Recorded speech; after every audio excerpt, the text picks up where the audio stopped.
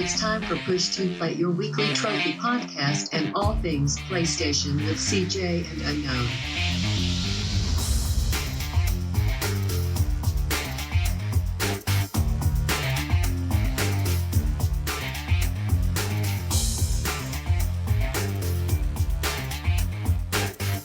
Hello and welcome to Push to Plat, your weekly trophy podcast with CJ and Unknown. Gamers, hunters, horse, families, or completionists, thanks for joining us on our maiden episode. Are you ready?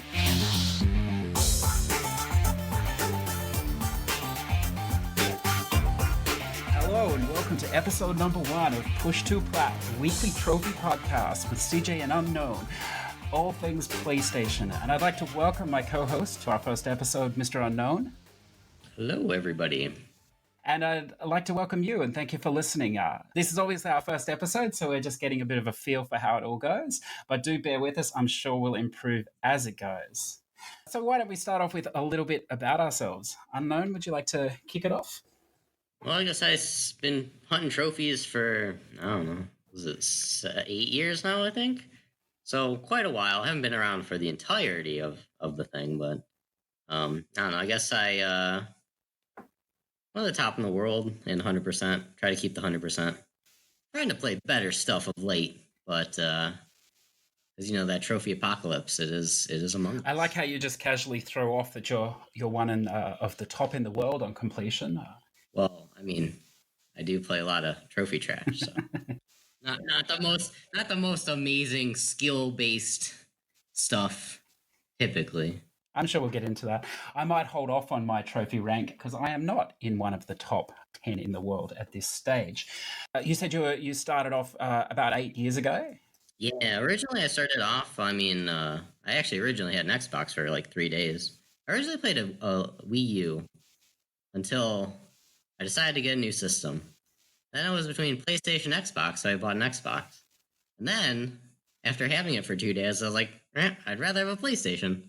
So then I got a PlayStation and sold the Xbox, and that was that. Originally started out just going for, I wanted the Plats, because that was there's actually kind of an appeal to the PlayStation, because Xbox, all you could do is get the 100%, and at least Plats had a number to them. And, well, figured, hey, I could get some games and say that I was done with it. So you'll feel good about my Plat. You lasted 2 days on the Xbox and then switched across. It was maybe 3. I played Mass Effect and that Kinect game where you're in a raft. And I bought Final Fantasy 13, but I never started on Xbox. And that was it. That was my Xbox experience.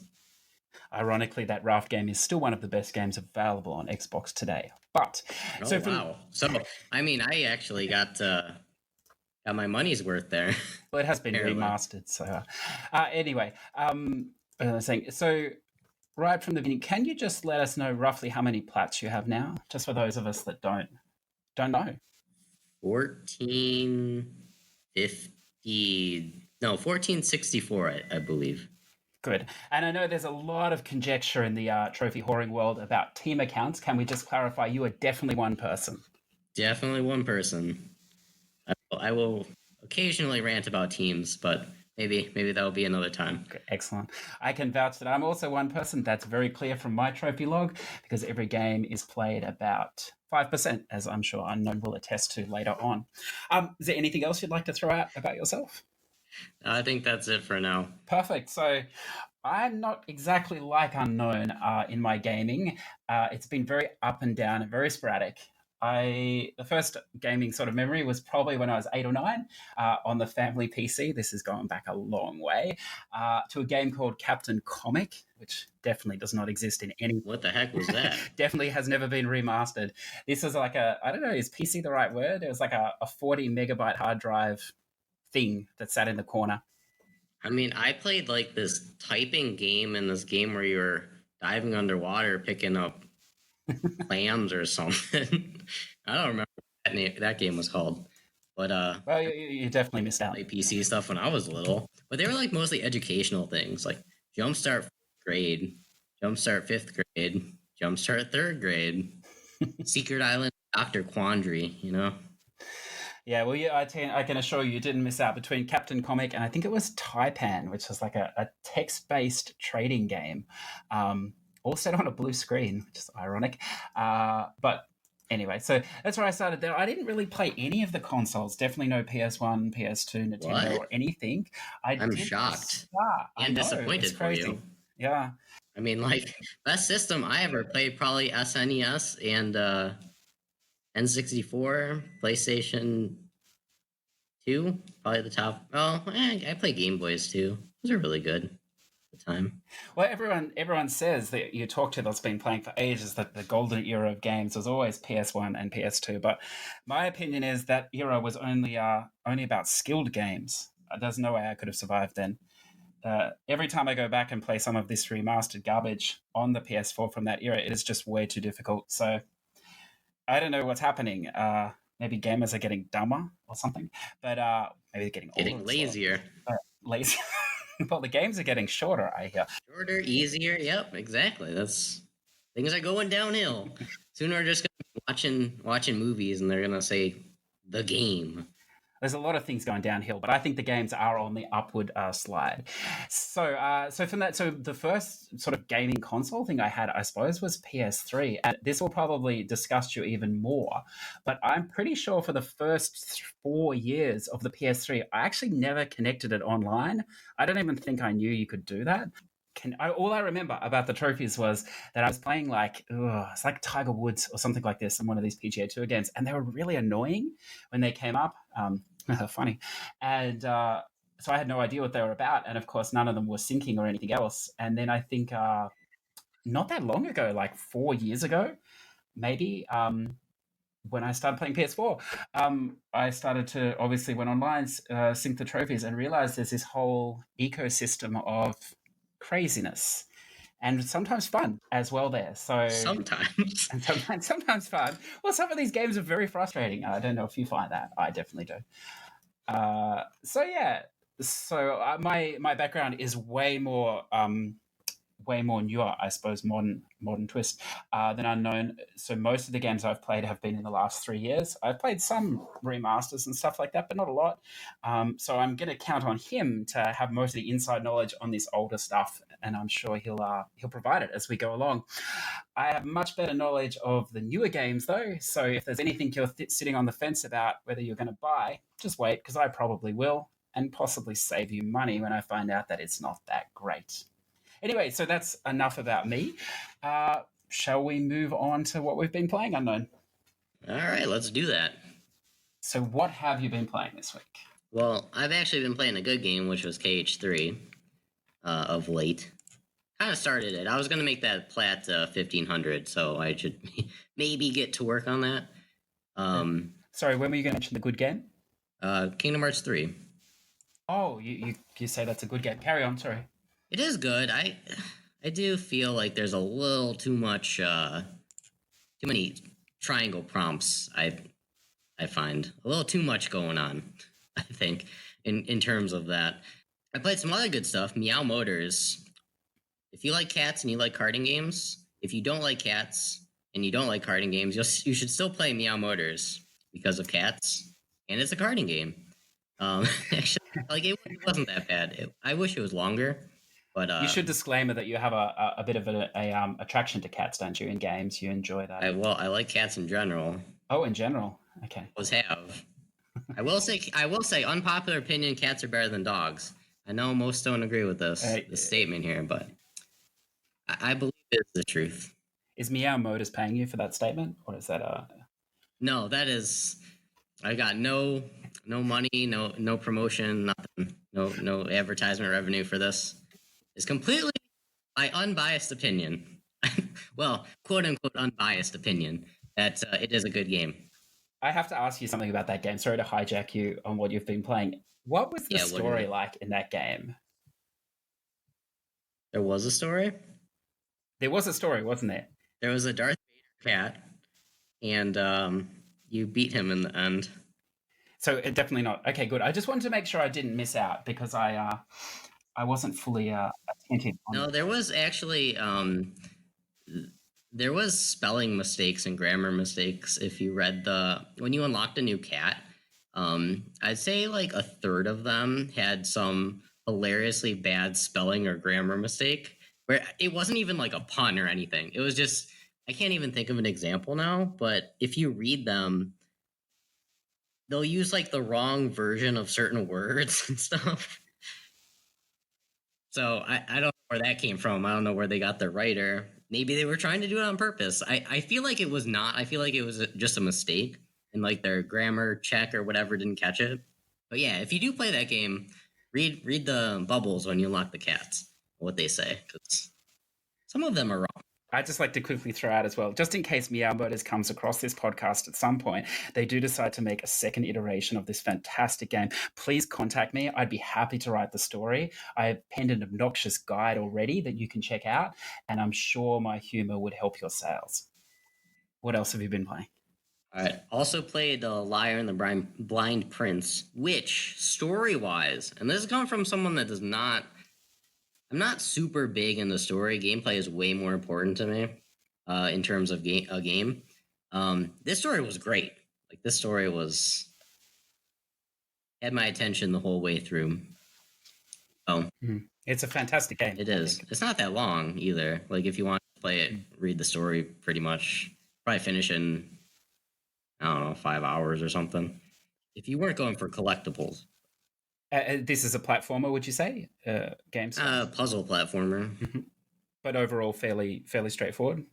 Fairly straightforward, yeah. I'd say the hardest part would be if you're going for collectibles. Well, there was a few speedruns, but they only took a couple attempts. They weren't like super terrible. The game's also, I think, hand-drawn as well, which does, I think it really adds to it. I've played it as well. I thought it was a sensational game. The music as well. You can also stack it 5 or 6 times if you're into that sort of thing. Yes, I was told this way. There's even a Korean version apparently. There's like a Japanese Vita. There's I could look it up real quick. There is an NA PS4, Korean HK EU Japanese PS4. So 5 PS4 lists and a Japanese Vita list. I think cool. I think too you could get that physical if you wanted on Japanese. The Vita. And how many times have you done that so far? That game? I've done it twice. See, the thing with this game though, it wasn't actually that bad stacking it because you could try to like speedrun it because you like knew what you were doing and stuff. So it actually wasn't. It's kind of enjoyable doing it again. I mean, they don't have a story skip, so you had to mash X through all the, which was a little annoying, but yeah, I was wondering if you were going to mention that. Yeah. It did need a skip button. Or just like a push options to skip the cutscene or whatever. One of the most frustrating things, I don't know if you found, is when you finish the game, so you go back for cleaning up and stuff, and you actually have to watch the opening again. Oh yeah. When that opening came, I thought it was redoing the like I thought it was looping over again. I didn't realize it was the beginning, but it was slightly different. So I was thinking it just cycled to the beginning, but if you start watching it, then you realize, oh, things are different based on what happened in the story. One thing to note, I don't know if you said, I don't think you said you went back and platted it yet, right? No, not yet. Were you making saves while you were playing it? No. Like manual saves? No. Because, and then at the end when it asked you to save, did you save over your first slot? No, actually, I lie. I made 2 saves on the final boss because I couldn't actually figure out what I was supposed to do. So I made another save, and then I ended up watching a video, so it was okay in the end. So I do have 2 saves. Okay, well, I think potentially, I don't know this for sure, but I think potentially you could screw yourself. You're talking about the game here, yeah. Yes. If you play through the entire game, and at the end save, and you have your 1 save slot, and the end it asks you to save. If you save over that save slot, and that's your only save slot with your end game save, I don't think you can go back to other levels because I loaded that save slot up and all it was that final cutscene. I mean, maybe there's a way to get back into it, but I would make a save. Like, the second time I played it through, I made a save like on the last level just to make sure that I could go back because I could load a previous save and then level select. But when the first time when I made that save at the end, where it asks you do you want to save? And then I loaded it up to try to continue to get the speedrun trophies and stuff. when I loaded it, all I was at was the final cutscene, and then it would cycle through and end and send me back to the title. So, See, this is why my completion rate is so low. It's not me, it's the games. blame it on the games. Don't blame the player, blame the game, right? Well, it's clearly the game here. You've just explained it. So. I mean, you could start the game over again. You could get to that point in like 2 hours, maybe. Couldn't I just do the Korean stack instead? Well, but then your NA stack is going to be at like 20%. I think I can. As you can see, this is definitely the difference between us. What 100% is that what you're at now, or 99.999, something like this? Well, no, because I started this game called Word Search like a month ago, and I can't get myself to play the thing because it's so boring. So what does that drop you down to, like 99.98% or something? Is that what you're implying? I don't know. I just have been having trouble going back to the thing. See, on a good day, I hit 54%, so I think I can definitely just move on from that game. Hey, just as long as it's fun for you, that's what I will say that many times. Just do whatever's fun. If it becomes a chore, just do what's fun. It's so true. And to be honest, it is a fantastic game. I'll definitely go back probably and play a different stack, not that one. Just as a tip for anyone thinking of buying the Liar Princess and the Blind Prince, it is actually a lot cheaper to buy on the NA or the EU store. Both the Asian stack and the Japanese stack is almost twice the price for some reason, even though it's been out for a lot longer. So if you are stacking it, just be aware of that as you go. I assume the Korean is expensive as well. Any other games? I mean, I played... How far are we going back? It's our first episode, so we should probably just keep it at a week. Feel free. Yeah. I mean, I did play the awesome BB and Tina about 2 weeks ago. This is the horse one or the broom one? This was actually my milestone. Are you serious? Kind of like a me milestone, but like, I don't know. There's been talk in my chat about how great a game it is, because everyone knows games that have real live action trailers for an actual movie and like are better than Hannah Montana and Barbie and all that stuff. They're quality games. Friends for Life too. That trophy title is It's actually based on a TV show. Is that correct? I think it's like a Netflix movie. Oh, a movie. I don't have Netflix, so I don't know, but I think someone said it was a Netflix movie. But if you play the game, you can go. There's like extra menu trailer, and there's actual. Yeah, the people are so happy. They smile all the time. It's such a happy game. Then I played Rogue Aces. That was a free game for Plus last month. I don't know this game. What do you know about this? What was it like? It's like you're like in a plane and you fly around and shoot tanks and whatever. Like it's like a 2D. I don't want to say platform flying game, but I guess that's how I would describe it. There's probably some term for it. It's not actually that hard. It's actually kind of a rare plat, but all you have to do is for the there's a trophy for finishing 100 levels in the story, but there's an in-game cloud save. So it auto saves after every mission. Typically, if you lose a mission, you die and have to start all over. But you can go back to the main menu, upload your cloud save, hit continue, carry on. If you die, download your cloud save. So, I mean, if you just tediously peck away at that, it also gets easier when you get upgrades and stuff. And there's a few random trophies and other modes, which are kind of, you'll just get them. I mean, they'll take some attempts, maybe a little luck, but they're not too bad. And how long? Not that long, maybe like 10 to 15 hours. Nice. I see it's PS4 and Vita. Is it cross-save? Yeah, I think that was like our Vita game that because when they were giving us Vita games, they were there'd always be one that was like a cross-save between PS4 and Vita, or a cross-save between PS3 and Vita. So we'd basically get like 3 PS4 games, sometimes 4, I think, but because of the cross-save thing. So I played on PS4. Nice. Cool. It does not sound like a game for me, but I'm glad that you enjoyed it. So check that one out, I suppose. Is that still free at the moment? I suppose it is, just for a few more days. Yeah, it should be until next week. Good. So jump on it. There's no reason not. Well, you should always just get your free, like just go on to the store and click purchase or whatever it says. Even if you're never going to play, if you think you're never going to play the game, you might as well, because you got the game. Like, who knows? Who knows what happens in 6 months? You might say, "Hey, I'm bored. I want to play this free game that It's time for some rogue 6 aces. months ago." And even if it only gives you an hour of entertainment, at least a free hour of entertainment. That's exactly right. An hour's a long time. I'd take that. And just looking through, I noticed you also did some Persona dancing. Oh yeah, I did those. I the very, very blue one of Persona 3.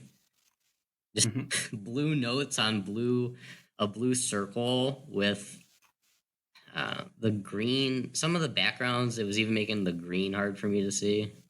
I don't know. I think the color contrast in that one. I think the song selection is one of the better ones out of Persona 3, 4, and 5.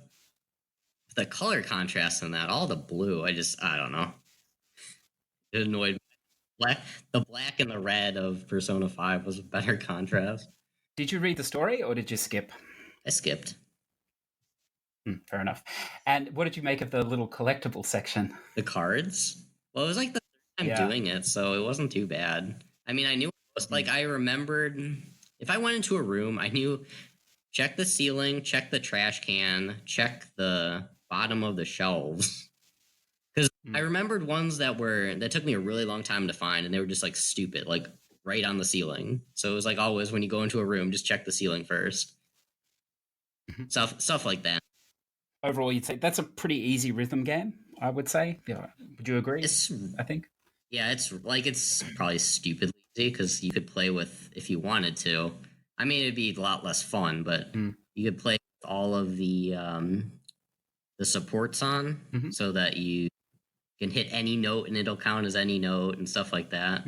Your combo break on good, things like that, where it would make it all you'd have to do on all night mode, which is the hardest difficulty, is just button mash R1, L1,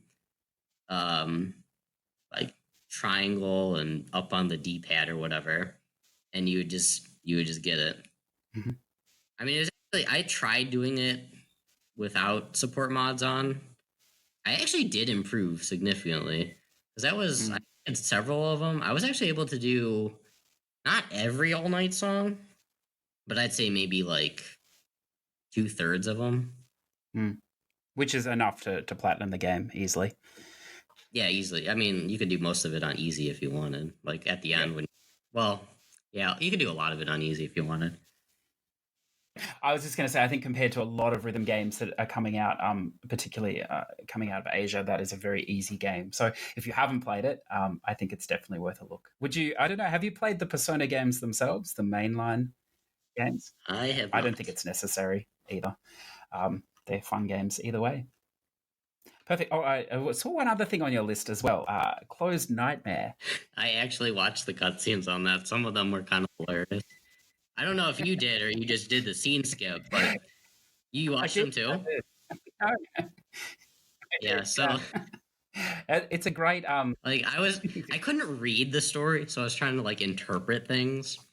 That phone, I'm just thinking that you get calls from your phone and it just tells you, "Oh, kill this person" or whatever. But yeah, I'm thinking that's like one of the bases of the story. Yeah, again, I couldn't tell you, but some of it was like kind of hilarious. I mean, I don't know if it's much of a spoiler, but like when this one dude gets his head chopped off, I don't know if you remember that part. Yeah, that was just like his head is just on the ground talking to you. There's a lot of great scenes. And all live action. All of it's in like live action too, so it's like there's a section with a table full of babies. A guy gets shot with a nail gun in the arm or the hand or something. I don't know. I forget. It's great. Yeah. You take pliers and pull this dude's finger off. Right. So for those of you that don't know that game, it isn't in English yet. Unfortunately, I don't know why. But it's I don't know if it ever will be. Well, I have hope because it's actually on the Switch, which is bizarre. I would have thought, although it seems like Nintendo. Well, I mean, the Switch also has just pure Japanese VNs on it. It is that were never true. Yeah, but I don't know. But at this stage, anyway, it's only available. What is it? Asia, Korean, and Japanese. 3 stacks, I think.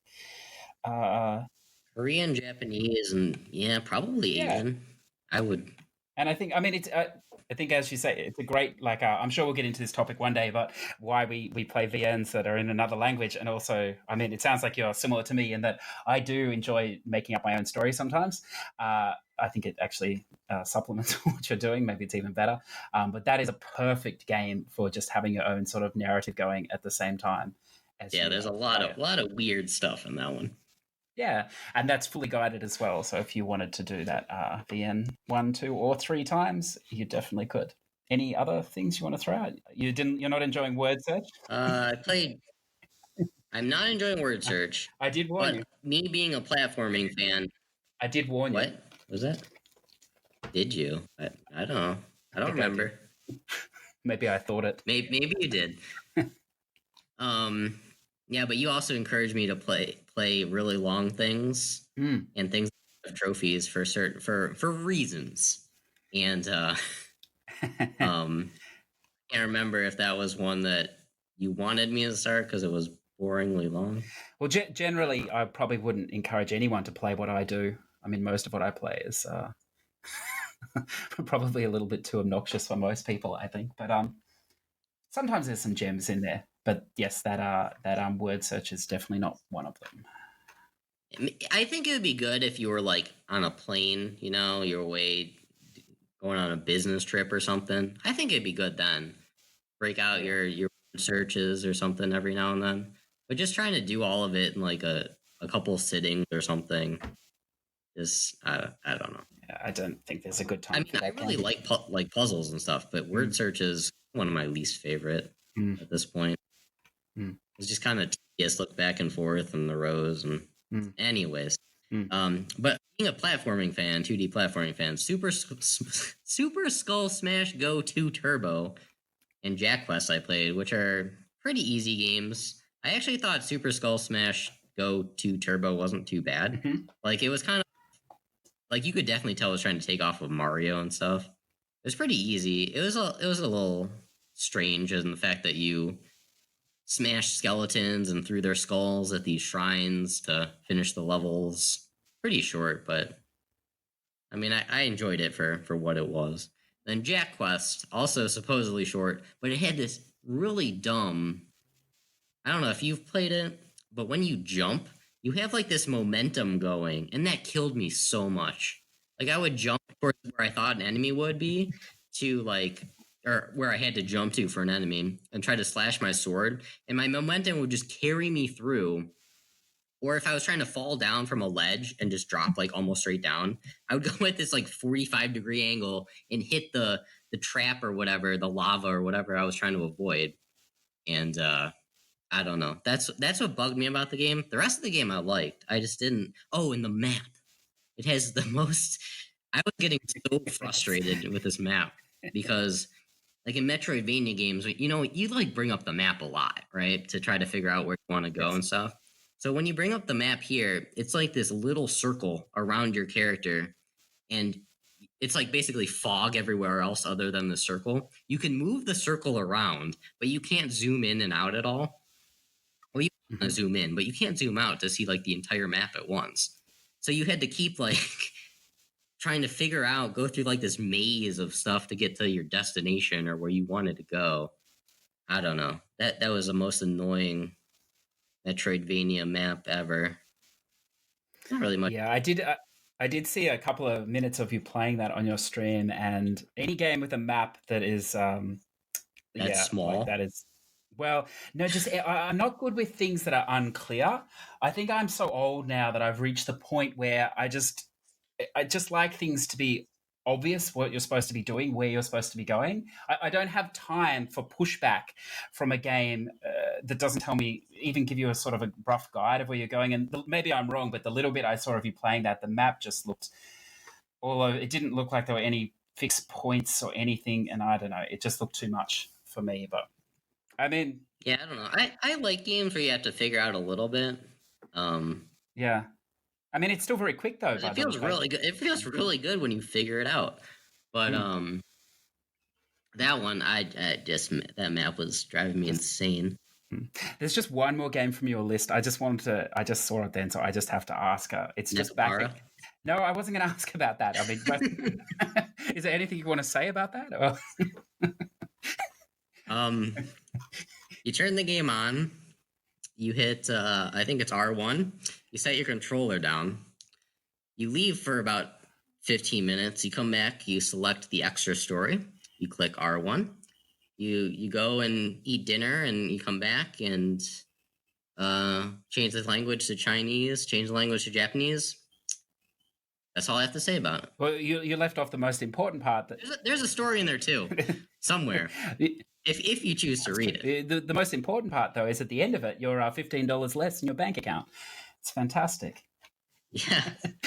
Not much replayability, or reskippability. I mean, well, not much reskippability, but I mean, if you want to go read it, I mean, it has cat characters, so it has that going for it. I feel sort of bad joking about these games because they're obviously people that play them legit, and I know this is volume 2, so I know there was a first one, and there's probably like is it anime? I suppose a whole anime series. Who knows? Who cares?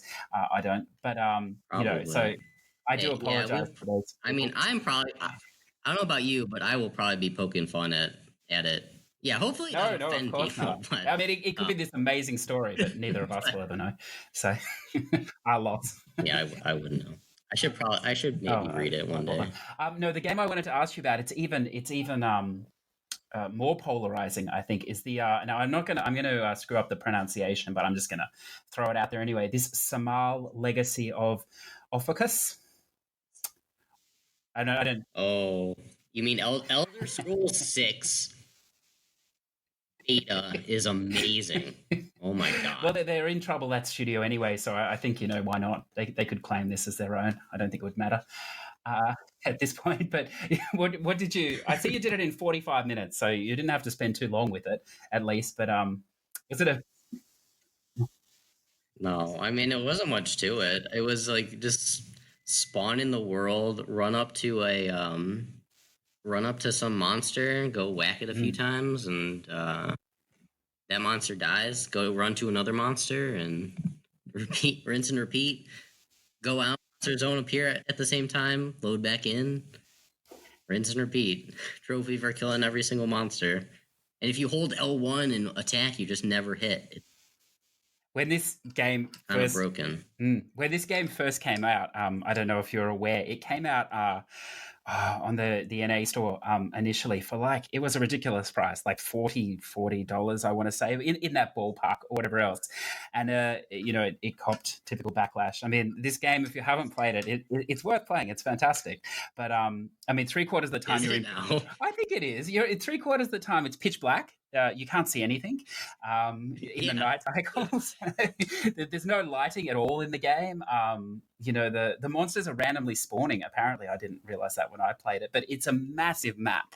So if you don't roughly have an idea where they are, or you can't find them, you're running around forever because there's no landmarks most of the time. I mean, you can't. You could look at the little diamonds that float on the top of the screen. Yeah. Well, the game is also glitchy, though, because I don't know how many. Say there's 12 of them or however many there are. So once you do 10 of them, sometimes the last 2 just don't spawn where they're showing. So you actually have to quit the game and come back in. So if you don't know that, you can be running around forever chasing these markers that just keep disappearing. But no, it's something else. And also sorry, I was just going to say, when that game came at $40, so massive backlash or whatever else, and your typical trophy horse are on it day one.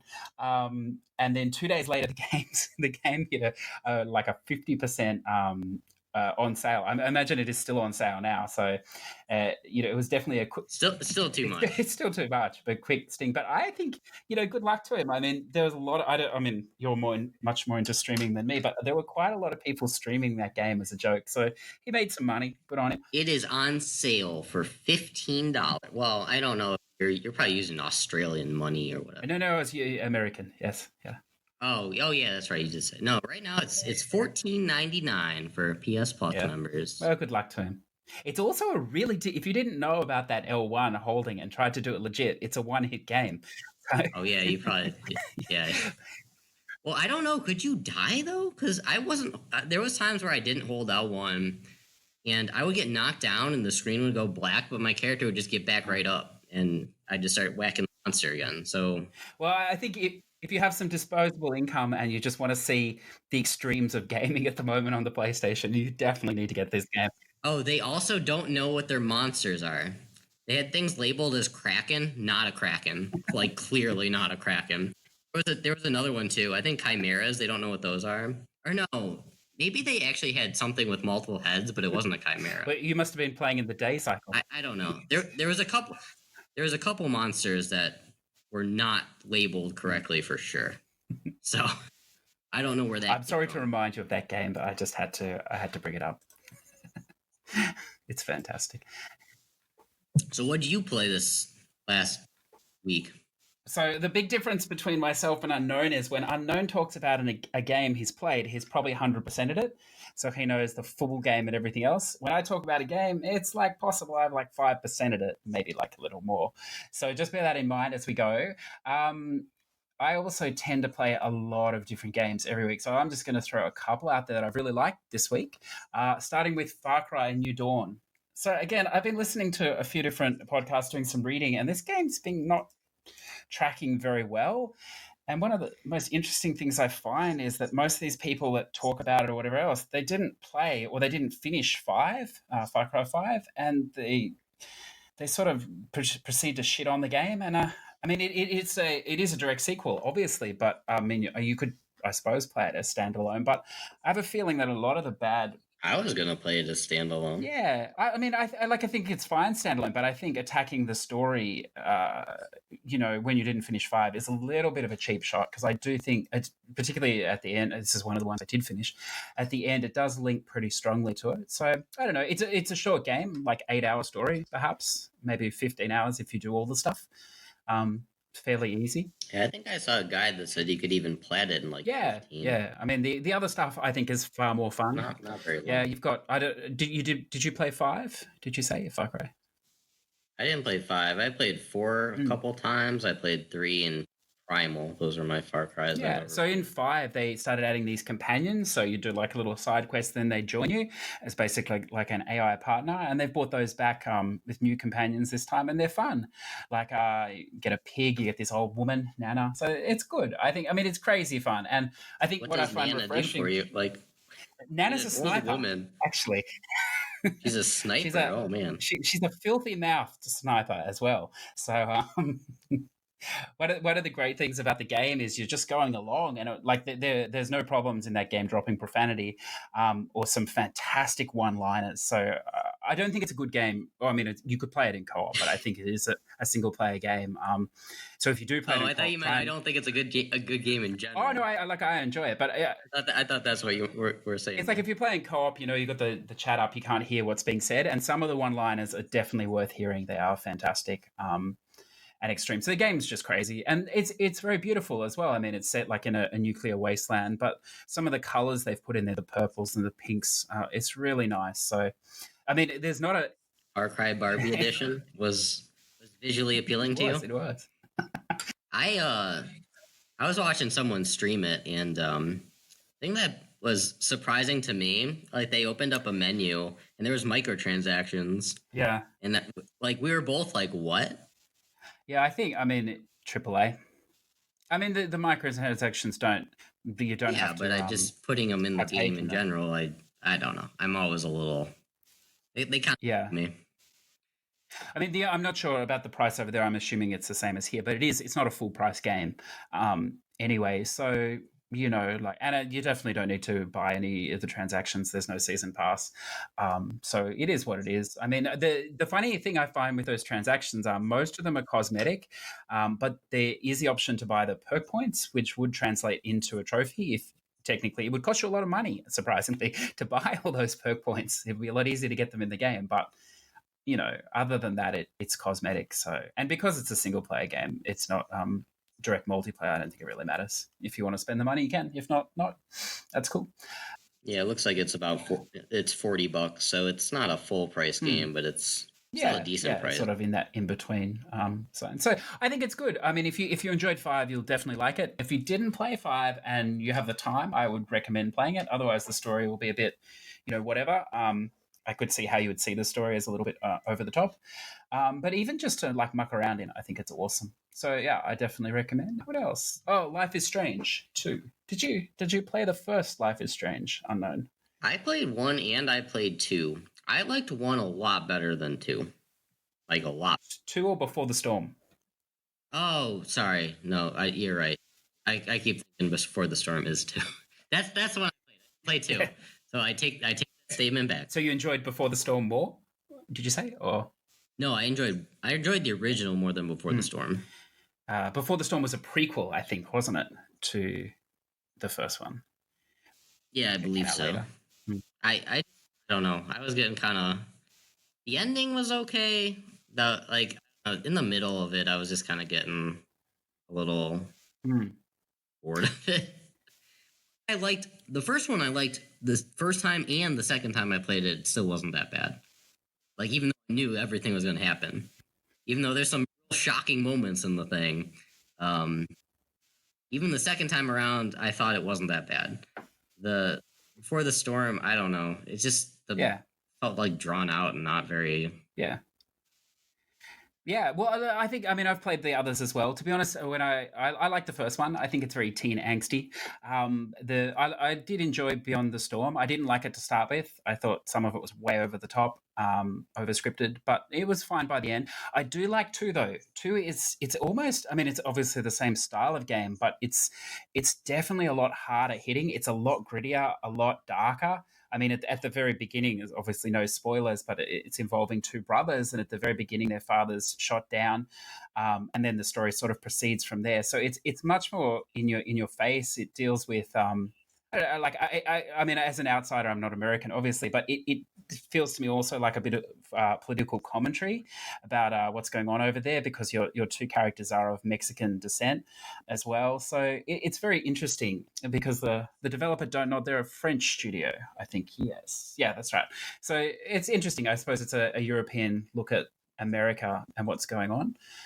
I thought that so there's only 2 episodes out at the moment. The first episode I really liked. The music is fantastic. It's just sort of ambient underneath, indie and stuff. The second episode is good, but yeah, it'll be interesting to talk to you once you've played it, because it's more like a movie than a game. There's it's very long. Like, I mean, I think it took me 3 hours, but I was doing everything, so maybe like at least 2.5 ish, which is a lot longer than the others.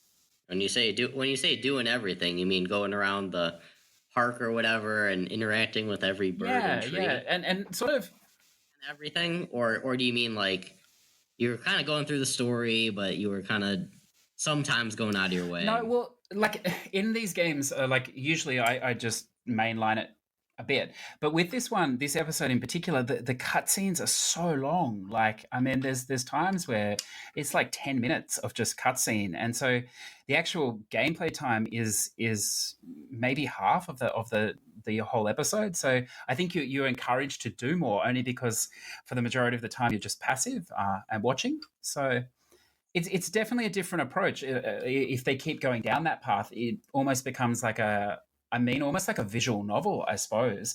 Light sort of choices and stuff, but it was still good. I did enjoy it, and it is much darker. I think it's much. I mean, it's not I think it's just much more written for a wider audience, not just gamers. I think. I mean, I'm sure there are a lot of people that won't like it that are gamers because of the lack of gameplay, but. How many episodes is this one supposed to have? Or do we not know? I think it's got 5, but I think the release dates are really spread out. Unclear. Yeah. But I mean, they're the only person in this sort of area now that Telltale are gone. I mean, I don't think there's any comparison between them and Telltale. I mean, they're just miles ahead in every element. So, and it seems like financially they're a little bit more stable as well. I don't know if you saw, one of the interesting things was they released the first episode as a standalone. You could buy separately, but the other episodes 2 through 5, you don't have the option to buy separately. You actually have to buy at a slightly reduced rate together, which I don't know if you have any feelings. I mean, for me, I didn't find that problem, but it was interesting to read that a lot of people did have an issue with that. So, I mean, it's a little weird, I suppose. Yeah. But I mean, if you're gonna buy episode 2, you're probably gonna buy the rest anyway. Unless, well, the thing though is, I guess, is they get I don't want to say a safety net or whatever, but like kind of guarantees them if the game starts going really downhill and people bought their episodes 2 through 5. Well, actually, two things. One, this instance could happen where like episode 3 is bad and then everyone's like turned off and they don't even want to buy the other ones. But also, two, you'll get people that just buy it ahead and then they just, I don't know, don't have time for it or something, but they had already given them the money for it, or they just lose interest, not because the game isn't good. They personally just, I don't know, want to play Mega Man 11 or something all day long. But yeah, I think you're right. Mega Man is good. Mega Man is good. We'll side by that. I'm not going to agree with you.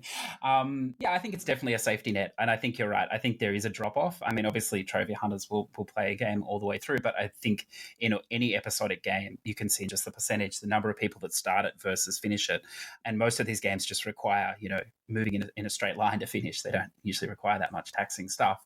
So I think it is a safety net taking the money, and I also wonder with that second episode being so much more like a visual novel and less interaction, maybe that is the way it's going to go. And I wonder if a lot of people, having played that second episode, would not have continued on or not. But I don't blame them for doing it. But I can understand the people that found that unusual.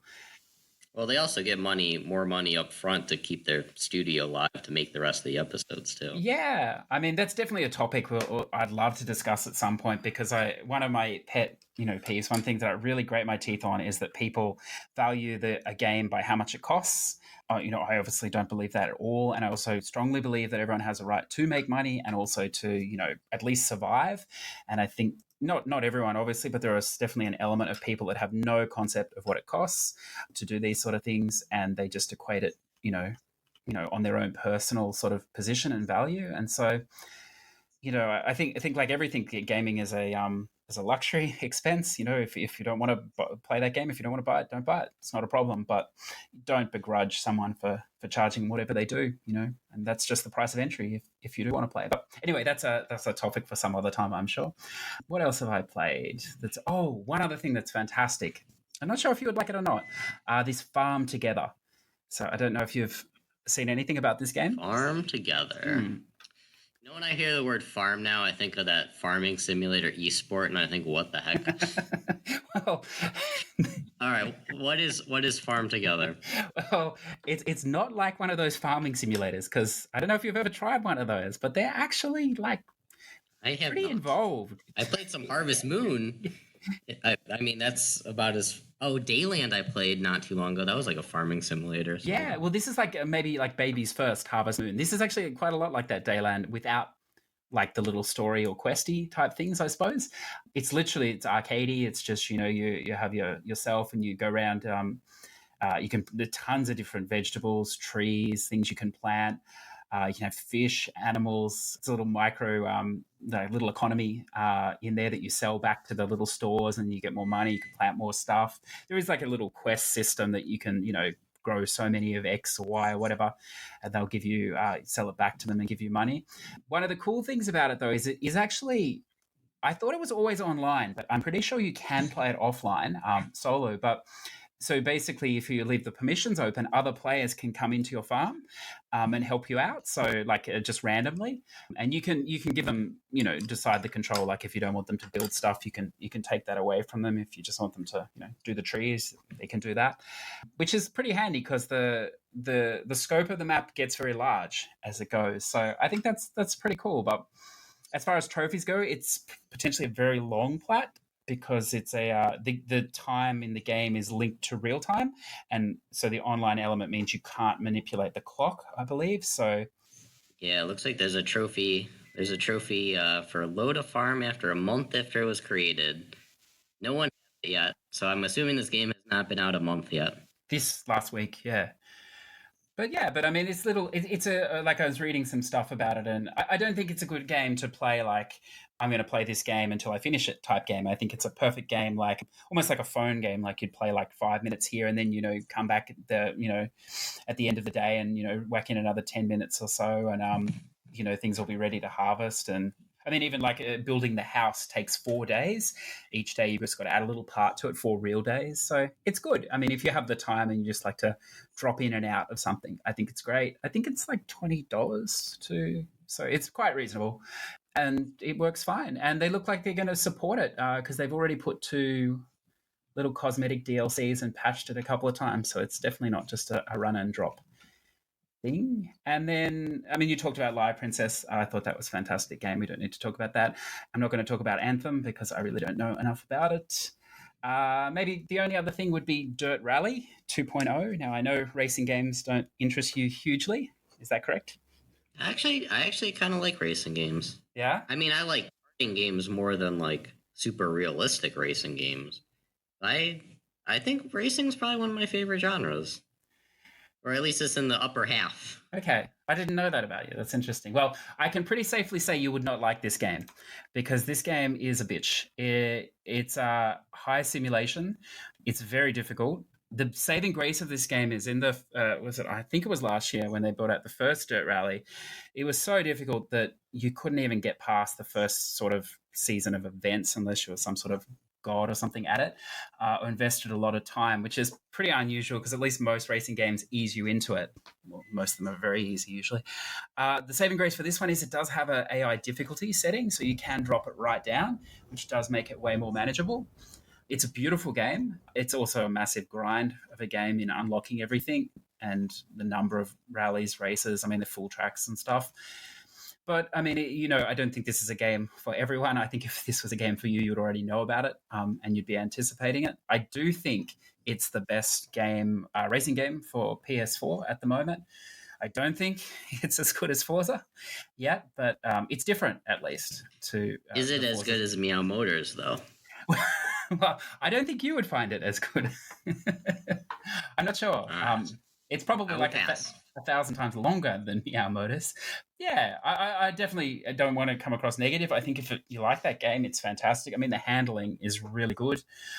It's very, very slippery. Yeah, I mean, some people like their super realistic physics and downright just make it as realistic as possible, difficulty-wise and stuff. And I think, it could be just what they go for. And I think what I like is that you can change the AI difficulty. I think in the first installment, it's almost like there was another game that came out, Assetto Corsa, and the game is unplayable for most people. It's so difficult, and you just can't even get into it, I think, unless, you sort of need a racing wheel. You need to commit a lot of time to it, and I'm all for hard games. I don't play them myself, obviously, but I have no problem with them. But I don't think it's right in a racing game to maybe sell it to somebody when it's so difficult that they probably can't even get more than a couple of hours of content out of it.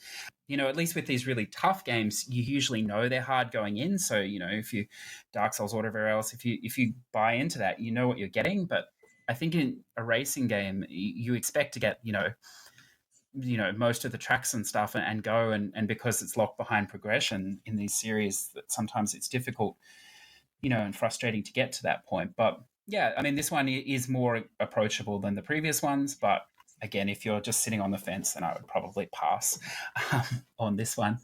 And then the only other one, I said that was the last one, but I'm going to throw one more in because it's totally the opposite, is the Grand Tour game. I don't know if you've seen anything about this, Unknown. Grand Tour. It sounds familiar. That's not the Grand Museum VR where you go in and look at paintings, right? That was a good game, wasn't it? Coming in at 50 minutes, 40 minutes? No, this is based on the guys from the Top Gear British TV show about all things cars and racing. And so this is their new show. So they've had a couple of seasons as run as a TV show through Amazon. And this third season, they're doing this cool thing where they've sort of incorporated the show into the game. So when you buy it, you actually get, for you guys, it's probably not such a big thing, but you actually get the show as well. So Amazon Prime is not a big thing over here, like I understand it is in America. So by buying the game, you're getting the show as well each week as the episode comes out is pretty cool. And then when you play the game, it's sort of like you have the segments of the show, and then at the end of the segment, you do the driving thing they did. So it could be like a hot lap or a drift lap, or there's some pretty crazy things in there as well. And it's a fun little thing. So each episode maybe takes you like an hour, maybe a little bit more. It's very easy overall, and it's cheap too. I think like $20 or something. So if you like arcadey racing and you're sort of on the fence for something, I would definitely recommend this game because I think it's flown under the radar, and it is fun. I mean, it'll be a long Plat only because each episode comes out each week. So we're only sort of maybe halfway through the season or something. So, but yeah, it's one to watch and very enjoyable. And I think that will do for what I've been playing. That was quite a lot between us. I think I probably talked about like 5% of what I actually played, but I think that was the 5% that's most interesting because there was a lot of stuff that was not great in there as well. So I thought we could just briefly, I haven't warned you about these, but there isn't a lot going on in PlayStation World this week. Or there is probably a lot going on, but there's not a lot that's not being covered already that really interests me and probably interests you because we hear the same things each week. So I just thought I'd throw out a couple of things. Feel free to comment on them if you want to. The first one I saw was that it's the second anniversary of Horizon Zero Dawn this week. It passed 10 million sold, which I find quite amazing. I don't know. It almost doesn't feel... I guess it was. Because when I played it very late. I was going to say it doesn't feel 2 years, but you're probably right. I played it even after, like, Frozen Wilds came out. And That's right, the DLC. How long was the gap between the game and Frozen Wilds? Do you remember? It was quite big, I think. How long? Quite long. I'm not sure exactly. I feel like it was like 6 months or more. Yeah, I don't know. I find that figure astonishing, 10 million. I didn't think the game was that fantastic at all. I mean, the game was fine, but I don't understand that game at all. So, but anyway, congratulations. Yeah, I mean this could be a topic for another time too, but I think a lot of those like big games. I mean, I thought the game was good. I think I just don't understand the attraction to it. I mean, there's a lot of these games that people just love, and I just want. I mean, it's definitely a topic for another time, but I just wonder if people just love it because everybody else does, and so they're just like, oh, wow, it's amazing. And well, I think that's part of it, but I think also part of it too is, I mean, I'm not a super big AAA fan. Like,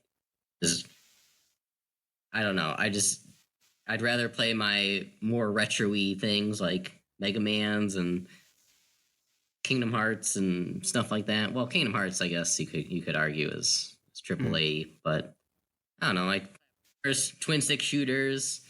I like that stuff more than I like I don't know, big blockbuster God of Wars and Assassin's Creeds and I mean, like, I'm not saying they're bad games. I'm just saying that I would be more excited about I don't know, Mega Man 12 than I would be for God of War 2.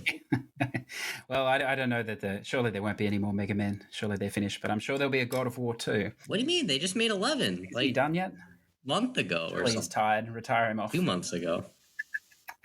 Like brand new. I can see that's come on. Yeah. So we'll just move on. But anyway, congratulations, blah, blah.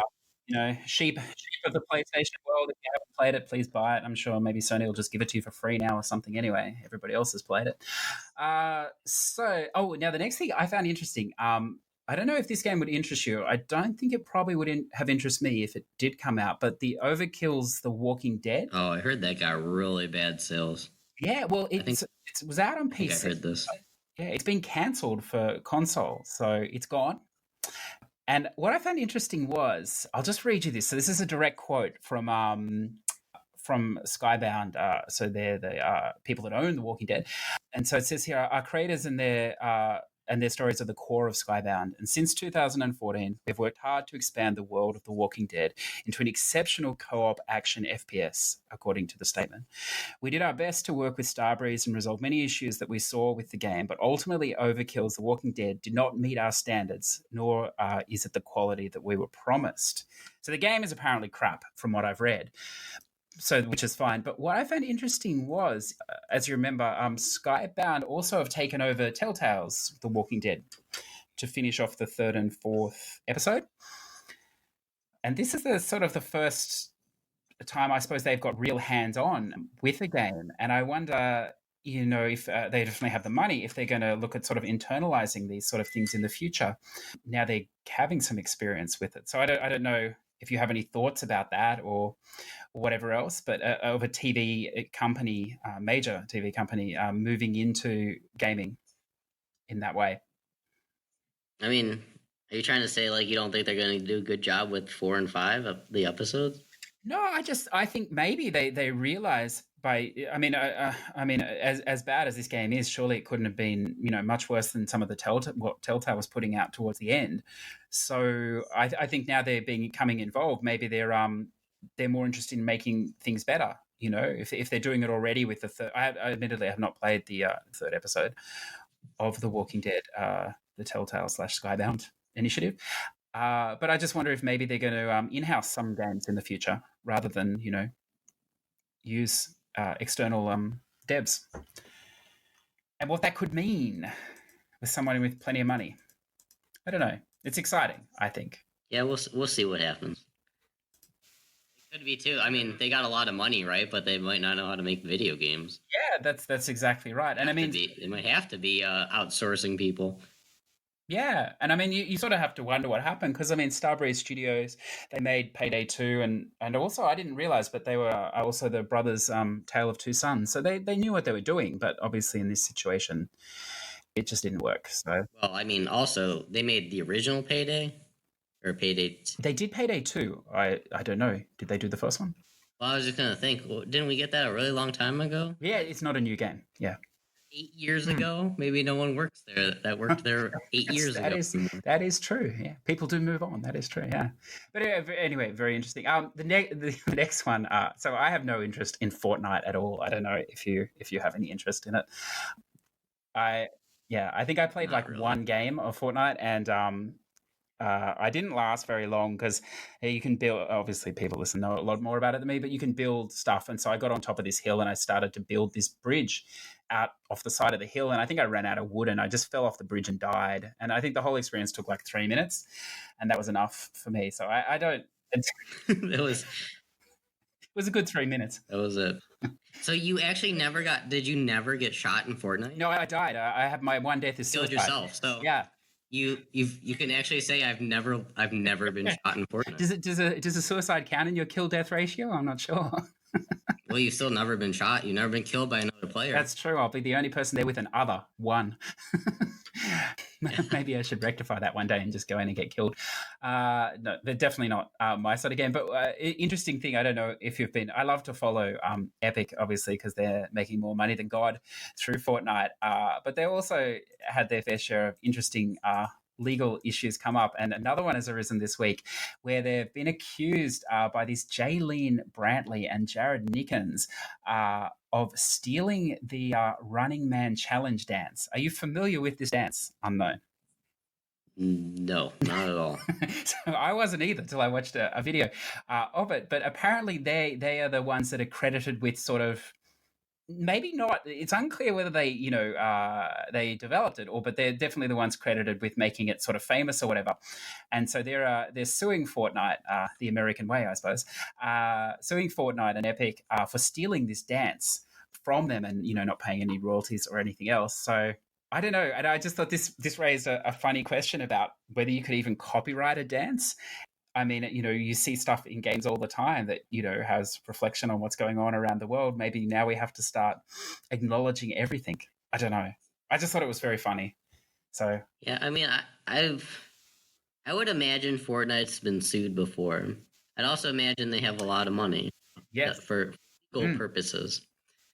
And well, they've actually been sued like 3 times for other dances, which has resulted in some of them being taken out of the game, apparently. So it's fantastic. Why not? At least now that when you're doing your dance move, someone owns it. I don't know if I don't know if it's by you, but I remember I don't hear it so much recently, but I think it may be 5 or so years ago, maybe like 10 years ago, it was like really big in the news. Oh, so and so is suing McDonald's because their coffee was too hot and they spilled it on them. Or so and so is suing Taco Bell because I don't know, they were missing something in their taco. Like absolutely bogus stuff like that. I mean, this actually might be a little more legit than that. But, you would get crazy. Well, I mean, this could be their claim to fame. Suing for basically nothing. Yeah. I just love to think we live in a world where these two guys could potentially just retire off this Running Man dance. That's just how much are they suing them for? Well, I don't know. I'm sure it'll be settled and undisclosed. But it'd just be a wonderful story to tell your children one day. We're living off the Running Man fortune. It's just great. Thanks, Epic. But, I totally understand what you're saying. I think a lot of people just don't take responsibility for themselves, and easy cash grabs. Definitely the way to go if you can. So anyway, that was quite funny. And then just a couple of other things, not really news related, but for anyone who likes Ni no Kuni 2, which would not be you because you still have not played it. Is that correct? Well, I mean, I'm not going to say I don't like it. I haven't played it. I can't. It's a game. It's a type of game I would love because JRPG is good genre, but I haven't played it. So I can't really comment. Well, hopefully you will one day because I've never played the first one, but the second one was fantastic. The first DLC came out after like a major wait a few months ago, and it was okay. It was sort of like a dungeon runner type grindy type thing, but that was fine. The second DLC comes out on the 19th of March and supposedly has more story-based stuff, so we'll see, but that will definitely be fun to drop back into. And if you are playing that game and you played it at launch, you've been waiting quite some time for that DLC. So it's good to see you got some value for your season pass, which they're probably now selling off for $5. Yeah, it's been like a year since that came out, right? Yeah, but this is what it is. And then what else is coming out into the future that interests me, but possibly not you? Oh, episode Arden for Final Fantasy 15 on the 26th of March. More. We're still getting more. Well, this is the final years. one. This is the last one. So, for those that know, obviously it's a sad story. The Square are abandoning it. There were more planned. I think like another 3, including Doctus, the main character. Whoops! And so they're just not completing them because the director has moved on, which is cool. I think everyone knows about who Noctis is. Yeah. A spoiler. Oh no! They were going to do a DLC episode based on him. But they had on the 3 of the other sort of made sidey characters. You said whoops. I thought you were like thinking spoiled. No, if you haven't played that game by now, you should have. It's a fantastic game and probably the only game that you could. Well, you can stack it like 3 times, but if you played at launch, played a year after, and you played now, it's a different game every time. So it's quite fun to stack. They keep making. Yeah, I should probably play that at some point. Well, it's good. There's like DLC, which I hear is a pain. Certain one. I'm not sure how that works now, but yeah, I mean, it'll be difficult for you because it might be hard to get 100% with the online trophies. I'm not sure how that works now, but yeah, but I don't know. The base game is very good. It's worth playing. So that's like a wrap of our news. So it's fun news. It's not like serious news. I think that's good. I like that. Yeah, we're not CNN. We don't give major news stories that affect the world. CNN. That's right. It's just our take and look. So then for the games coming out, I think I will be a little bit more organized next time and send this through to Unknown so we can like alternate so that I'm not talking all the time. But I mean, we can, I don't know if you can see the games coming out or not, but maybe it's just easier if I just go through this week and you just jump in if you have any comments on any of them. That's good. Is that cool? I mean, you could Discord me the list, but that's fine. Just go ahead. Well, I could have been organized as well, but like there's a limit. Hey, it's also our first episode, so we have excuses for everything that's going wrong today, including the beeping that you may or may not hear. Well, I think we're doing pretty well because I mean, technically, I'm a day ahead of you, so I'm surprised you're keeping up. I'm a day behind. Sigh.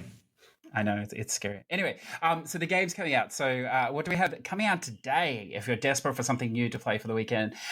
Toe Jam and Earl, Back in the Groove. Have you ever played a Toe Jam game? I have. They're good, I hear. Would you say one? I think I've played 2 of them. I don't know. Oh. I mean, I know people really like it. To me, I was like, I don't know. I didn't really get the appeal too much. I mean, I don't know, maybe I just don't understand it, but I was confused what the heck was going on for a good majority of it. Maybe it's like a fan Like service a big game. nostalgia thing, though. I guess Mm. maybe that's the appeal to it. Mm. I played. I mean, I have nostalgia stuff for SNES games. Mm. Mega Man, Donkey Kong, Metal Warriors. It's amazing how often you drop Mega Man into the conversation. Have you noticed that? I think we've got to find you something else. It's a little alarming, to be honest. All right. No more Mega Mans. I'll replace it with another game. I'll have to get a sound that we can just push to like so block it out. Beeping sound. It won't be profanities. It'll just be Mega Man. Yeah, you really don't like Mega Man, do you? I'll get that on the edit.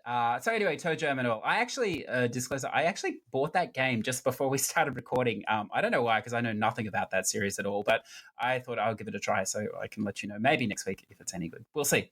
Dead or Alive 6. Does this interest you in any way? I heard the trophies weren't that bad. I'm not very good at fighting games. Probably because I haven't played very many. There's a couple anime fighters that I got okay at. Dead or Alive. I mean, I was able to do what I needed to do for Plats on some of them, but that wasn't really very extensive. Yeah, I think it's definitely a pass for me, but I'm sure if you're into that, I think it's been a long time coming since 5, so I mean there'll be some excited people. Yeah, it's been several years since we had 5, and then we had the 5 Ultimate. How long that was after 5? I think that was a while after 5 though. I think 5 was out. Was 5 a PS3 game? It might have been. I'm gonna look this up. While you're doing that, I'll throw in the next one, the Arc Slinger, which I know nothing about. I assume you've never heard of it, so we'll just Arc Sling over that. Awesome P. I do like the name, but some sort of platformer by something, whatever those something people are. Easy game potentially. Crash Dummy, which I was liking the look of, but not the price tag of it, 40 Australian. That is expensive for a game that looks possibly like it could have been made on the PS3. We'll see. Creepy Road, out today as well. This looks a lot like that cannoli, guns, gore and cannoli game. Gore gun? No, I always mix up the ones. Cannoli's last. Yeah, whatever. Yeah, I picked this up too. I liked that game. Yeah, it's good. That second one, I thought it was good. Got the co-op entire thing. It looks similar style. The co-op worked. Actually worked. You sound surprised.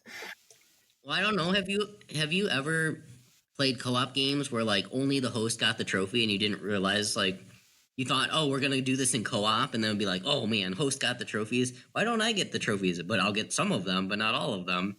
And then it would just be like you'd have to basically play the entire thing twice anyway. That's like a Far Cry 5, Far Cry New Dawn is the same.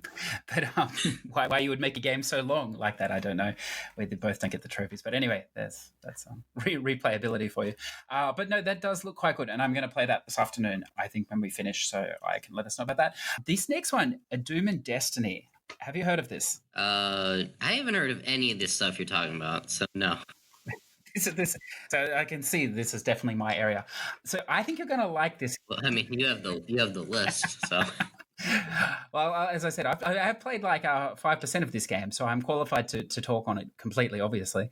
So it's great. Doom and Destiny is a good name. I like it. It's it's like a spoof joke, a JRPG style game. It's obviously indie title. I think like $20 or somewhere around this price range. And it's, from what I've played so far, like an hour, 2 hours. So it is very funny. It's like a take on sort of D&D, Dungeons and Dragons, and a JRPG as well. And low art style, low budget or whatever else, but it's quite good, and I'm definitely going to play more of that. So I'll be more informed in the future. But if you're if you're looking for something different, I think it's going to be very good, very enjoyable. And I look at the trophy list. What's the combat system like in this? It's a turn-based combat. I think I'm pretty sure. Actually, I didn't get into any fighting. It's got like, so you have 4 people in your party, and it plays like Octopath Traveler. I don't think you played that on Switch. So like you're sort of whoever the characters in front, that's who you are. You can change who it is, and they just follow behind you. And then in battle, I think they're going to line up. So I think it'll be a similar battle system. You played an hour and you haven't even fought in a tutorial battle yet? No, it's sort of more like text heavy, I suppose. Yeah, I don't think it's a massive that I mean maybe it will open up like that as we go, but I'll know more next time when I get to 10%. What else have we got? Summer Funland, a VR title. This looks good. It is only 100% game though. I think it comes out today. I didn't see it on the store yet, so it's probably an NA only game, like most of these indie VR things. Vertigo Go Home or Vertigo Home. I don't know what that is. I don't really care. Move or Die. Now this comes out. Oh, this is next week. We're on to so Move or Die. Seems like a good thing to do, I suppose. Left Alive. Again, doesn't really appeal to me. I don't know. Jump in if you have any interest in any of these. Eternity: The Last Unicorn. I think this is just a definite by the name. Do you get to ride unicorns? It'll probably be. Is this like BB and Tina 2? I have no idea.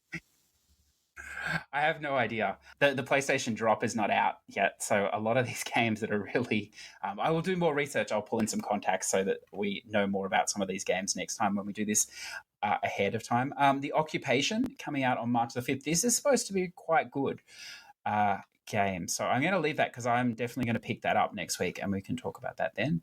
Attack of the Earthlings. I don't know. RBI Baseball 19. So I know there's other RBI baseball games. So I suppose if you played them, why not just give them more money and play the same thing with a new name? And then Devil May Cry 5 towards the end of the week. I've actually never played the Devil May Cry. It doesn't interest you. I mean, I'm not going to say it doesn't interest me. I haven't really looked into it, but I'm not like super looking forward to it because I haven't really followed the series, but it's a bit of a light week, like this. I mean, and then Path of Exile synthesis as well. So, I mean, I don't know a lot of these games, but maybe The Occupation could be the pick of the week. Have a look at Doom and Destiny, Creepy Road, maybe Awesome P if you like frustrating platformers that are supposedly easy plats that are usually more annoying and time sink than they're worth. But it's actually nice. Like, I mean, I know you're not always up on the latest games. You're you don't play the catch-up game. Always a week behind. Well, I think that's a good way to be because, I mean, the week before, for those people that keep up, was just crazy with, with Far Cry, with Anthem, Dirt came out early access, Metro Exodus as well. Like this last Friday in particular was just crazy. So it's good to have it's only February. There shouldn't be this many games, good games yet, but we'll probably have a lot of crap now coming up. And then this weekend, although I don't know, I think we're going to release this next week, so this probably won't matter, but there is an open beta for The Division 2, which releases on the 12th of March, which is really good. I played the private beta the other week or so, and it's great. More Division if you like it. It's definitely worth price of the entry. Same as the first one, just newer, better. More bullet spongy bosses, I suppose. Yeah. Looking at that list, I don't really see too many things that would interest you, to be honest. Are there 2D platformers? Well, I think this Awesome P, this could be for you. This will be a 2D platformer for sure.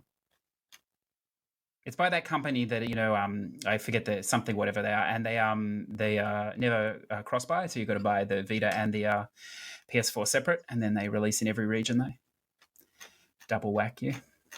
But anyway, their games are not always that easy, so we'll wait and see till someone spews out a trophy guide. I'm sure there probably is already one out now.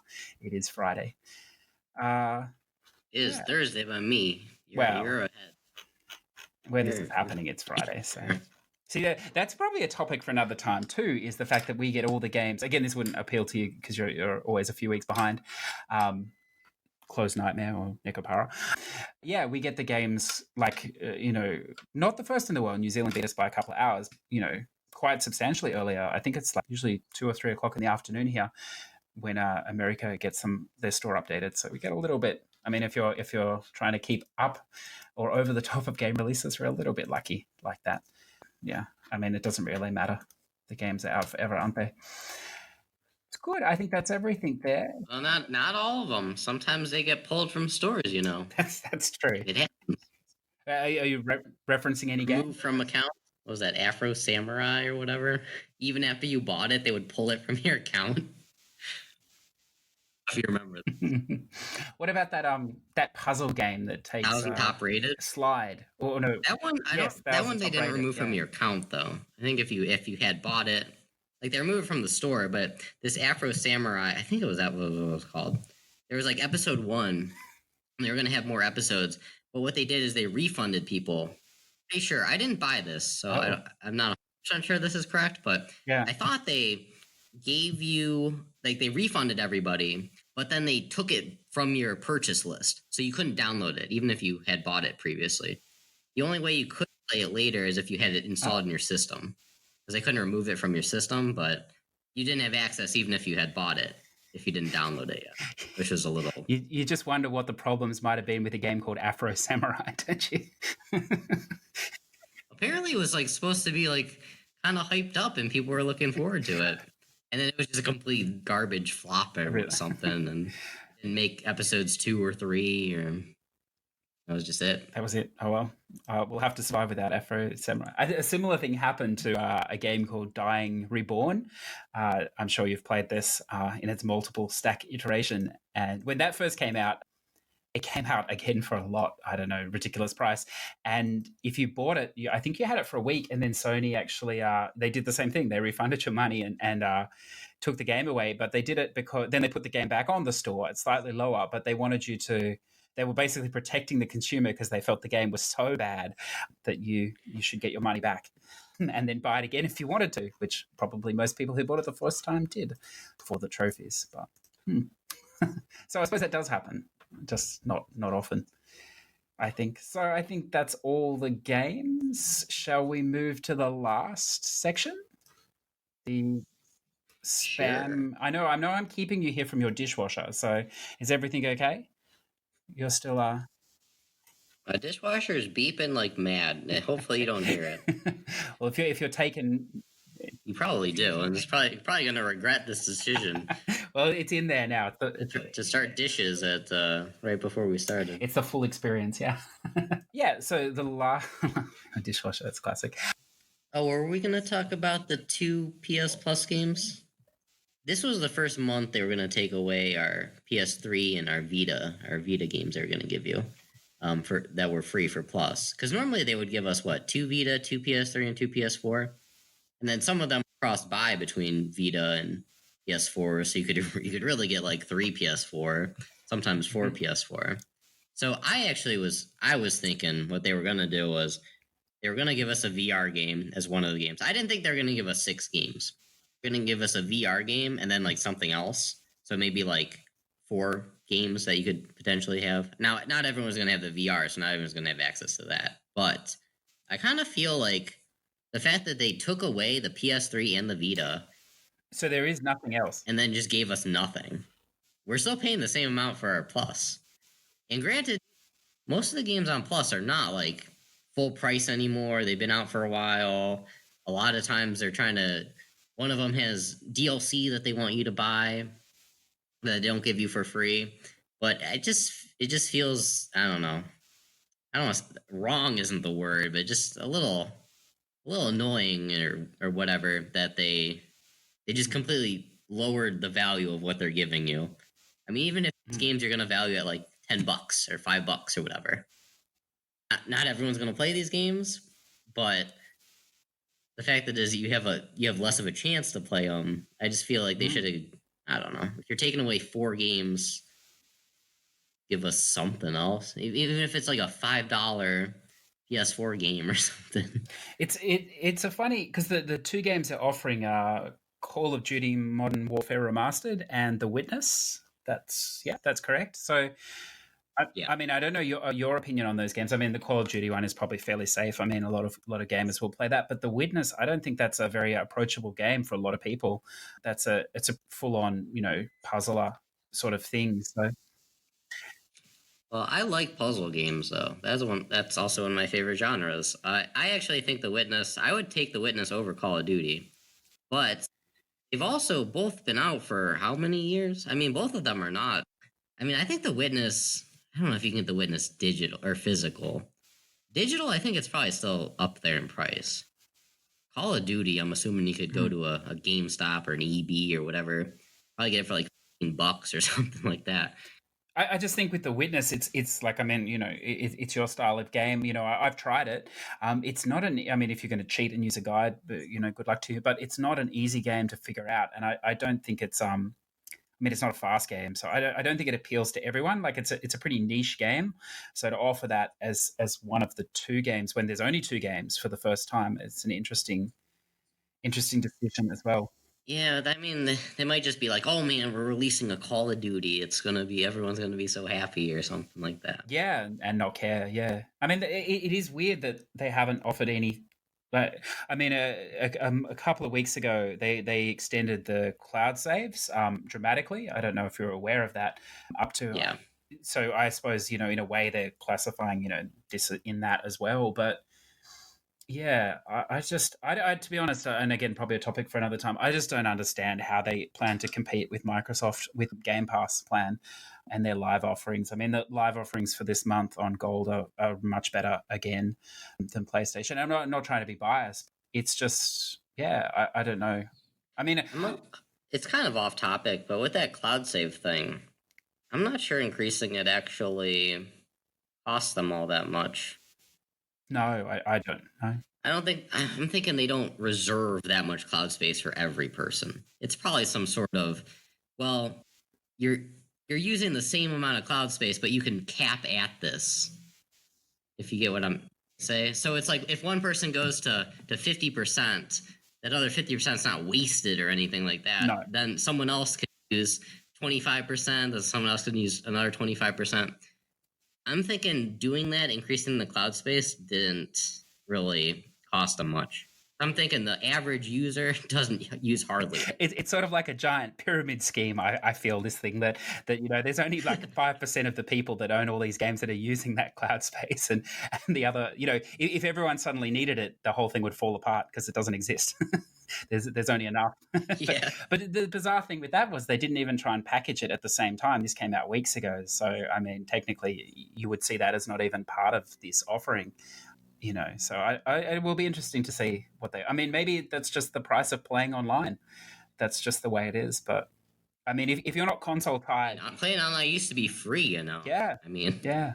they didn't used to charge for this service. I just think, I mean, if you're not console tied to PS and you're playing, on Xbox as well, and I mean, now even the Switch have got, their subscription fee as well. Yeah, they're giving a few games. Yeah, right? and I mean, it adds up. I mean, if just that old stuff, yeah, like NES stuff or something. And I mean, if you're playing across 2 or 3 systems, I think you have to make a decision which one to have or whatever else. And I think that'd be bad. How much does that? I think Switch is like 20 or something at this point. Yeah. PlayStation, Xbox is probably 60 or 50.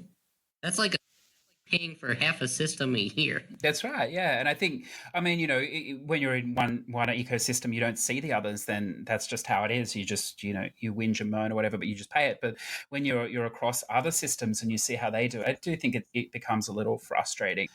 I don't know, like, we'll see. I'm sure that it will get better. I mean, I was talking to someone the other day and they said too that there are a lot of, we didn't touch on today, but there are a lot of sales going on at the moment on the different region stores. Some very good sales too. I know on the NA store there's a PS Plus sale. On the EU store we have quite a few sales going on. I know on the Asian Hong Kong store there's a sale running for this week for under 100 Hong Kong dollar games. So maybe they're going to look more to offer an increase in sales, than free games. I don't know, but it will be interesting. Yeah, well, there's a lot of, I don't know, a lot of the sales are always the same stuff, though. Always the same, like, half the sales is always stuff we've already seen. Probably more than half. I mean, I also sort of see from the other side, there's a lot of people, potentially like myself, that probably almost never bother with the PS Plus games because there's a good chance we already have them. So I think there is a definite subculture of people that don't even care because they own the game, so they don't care what they get. I think there's another set, probably the greater majority, that don't even really know about the games, or they just pay it to play online, play their Anthem or Division or their NBA 2K19. Yeah, that's right. They just don't care. So it's probably the minority that care, but I mean, it's not a good trend. I would agree with you. But what can you do? What's the alternative? Could buy a Switch. Yeah, buy a Switch. It's cheaper. Can I quote you on that? Time to buy a Switch. Yeah, time to switch. Maybe we can get a Nintendo sponsorship. We'll just Oh man, that would be perfect. play some Pokemon. I would actually. That's right. I mean, off topic, but that does look good. Mm. Just saying though. Does it? I'll let you know. I didn't get to my. I got a little. Totally off topic now, but I went yesterday. I had to sort of build up some courage because I always feel a little embarrassed buying kids games at a store. But I don't know. I just got to get over it, I suppose. And so I built myself up to do it. I was totally ready to walk in and do it, and I was going to get the Eevee one. And then I got in there and I said to the guy, and he's like, "Oh no, it's not in it." And he goes, "Oh, who are you buying it for?" And I was like, "Oh, yeah, it's for me." So, so I ended up with the other one anyway. I don't know. Hey, it's gotta be better than buying Hannah Montana. Really? Well, I went through the phase of Lego Dimensions. So I figure if you can buy the Lego Dimension stuff, you can buy anything. I don't think the bar gets much lower than that. Maybe that Starlink. Maybe the bar was that low earlier this year. But I don't know. But yeah, I mean, is there anything else on that PS Plus you want to cover? That's pretty much it, I think. Yeah, it's just I want to talk more about it, but we can move on. Yeah. I mean, we'll see what happens, I suppose, in the coming weeks. So the last section we agreed to do. If it was up to me, this whole thing probably would have just been about this. So it's probably better that it's not. But I do enjoy easy, quick games. The quicker, the easier, the better. I would be quite happy for many games to have the gameplay removed, obviously, and just not all games. Not like Ni no Kuni 2. If you played it, you would know. There are an increasing number of these games coming out. Trophy apocalypse. Here we go. It's crazy, isn't it? It is insane. It would be fascinating to see. When I started playing like 3 years ago, I remember people saying like, if you got 300 plats in a year, that's like, and this was the early PS4 time.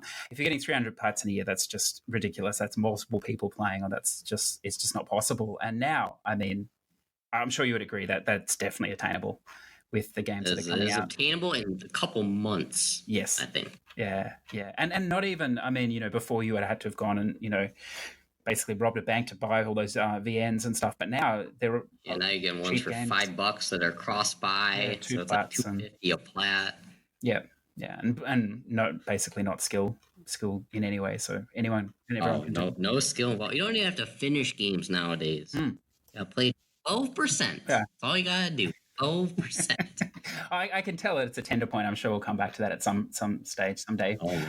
For you on that. That will be quite interesting. So we have very opposed views on that. But what can you throw at us? Is there anything you've been looking at that you're ready to get your spammy hands over? Spammy hands? I don't know. I was gonna go and look at the new release trophy list and say what I think is gonna be very, very easy. I don't know how far back we want to go since it's the first episode. How about we look at well, actually, there's these Pick-a-Picks classics, and there's 4 stacks of this. Now, I really like Pick-a-Picks and P-Cross. Like, probably no one agrees with me, but I just really love that stuff. And like Masuyu and or is it Masu, whatever. Like those Japanese like number puzzles and Japanese like draw lines here and there and stuff. Slitherlink. So I actually think I'm gonna do these Pick-a-Picks by myself. I know though there's gonna be a guide, and people are gonna be using this guide and just finishing this thing in probably 3 hours or so. I don't know. We'll see. I know you mentioned the occupation. Did you look at the occupation trophy list? Yes. Yeah. Yep. I think this is trophy trash, like quality trophy. So, I mean, if you look at it, pick up the collectibles, go to these rooms. So there's gonna probably be some video guide on this, and I'm guessing an hour and a half. I totally agree. I don't know this white paper games, the developer. I haven't looked them up yet, but I mean, there's a huge chance there'll be a glitch trophy in there. So I don't know. We don't really get that many glitch trophies nowadays. Sometimes it'll probably be quite expensive. It'll probably be a 3-hour experience. Now there is a Nintendo meetings on time. Maybe that's a little annoying, but just watch it be super, super easy to do. Well, we'll know by next week. Or collectibles, but I'm thinking it's just video guide. Just that's what's going to happen. Probably 2 video guides of it, 3 video guides. Nora Princess, Crying Cat. Not only one Nora Princess and Crying Cat 2, we got 2 lists of Nora Princess and Crying Cat 2. Now, there is cats in this game, apparently. So, did you play the first one? That does. What? Was there a Nora Princess and Crying Cat before Cat 2? So the name was in Japanese. There was 2 of it too. There's one on the Vita, and then they made one on PS4. These were like an hour. So this would be Japanese VN, yes? I would assume the name is in English. Yeah, the trophies look very, very Japanese. The trophy names. I'm sure it's Japanese. I'm surprised that the name though is all in English, because I know the other one wasn't all in English. Anyways, so this is probably going to be an hour or less, like a half hour. Oh, fantastic. We also got Forgotten Anne JP, so the Japanese stack of Forgotten Anne. Now, this is a good game, actually. Some people have said that is just, like, if you play it legit, like, through, it's a good game.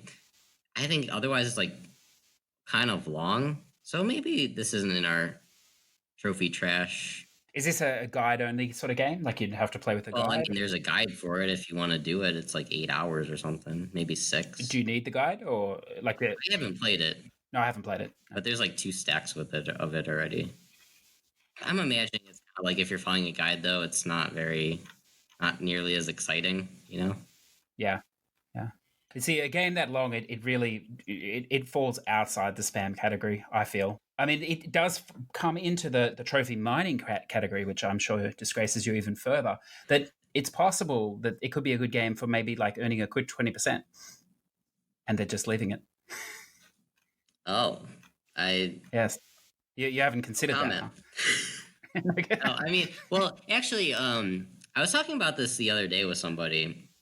I don't like seeing new point-and-click lists. And this probably is, like, not, I don't want to say, like, maybe not a popular opinion is the word, but I think I would like point-and-clicks if it wasn't for the fact that I have done so many following guides, I just, like, don't even want to see another one, if that makes sense. Like, just go, like, walking, like, playing the game while looking at guide, go pick this item up, go do this, talk to this person, combine this item with this item. Like, if I was figuring it out myself, I think I would really enjoy it, because I like puzzles and stuff. I think it's gotten to the point where I've just played so many of them. It's just like, and we're getting so many too, because there are like so many on stuff that didn't even come on a PS4, so it's just very easy for them to shift it over. Yeah. Yeah, it's definitely a time sort of thing, isn't it? How much time you have versus whether you just use the guide and move on to something else that you want to play. Well, also too, a lot of them you're gonna miss things if you don't use a guide initially. Like, you can finish the game, but you missed all the collectibles, and you missed this random trophy for talking to this dude 3 times instead of once. Which you would never naturally get. That's right. Yeah. What else we got? Masira. This is like 2 hours, I believe, with a guide, video guide. That looks. It's really bad. I played the first 20 minutes of it. It's dreadful. But it's really bad. It's shocking. It's a shame, because it's like about the war, civil war. I think it's Iraq or Syria. I think, actually. Sorry. So, but it's not good. So, but anyway, it's easy trophies if that's So I suppose it counts. In there. Got a Library Party 2 stack on PS4. That was another VN that was on the Vita, like 5 years ago. There's a lot of VNs at the moment. I think because they're all being translated to English too. It's like there are a lot of VNs. A lot of them though have been PS4. I mean, we've been getting a lot of ports from Vita onto PS4, like this Library Party, that Nora Cat one, some other ones in the last few months too. I remember doing that were originally.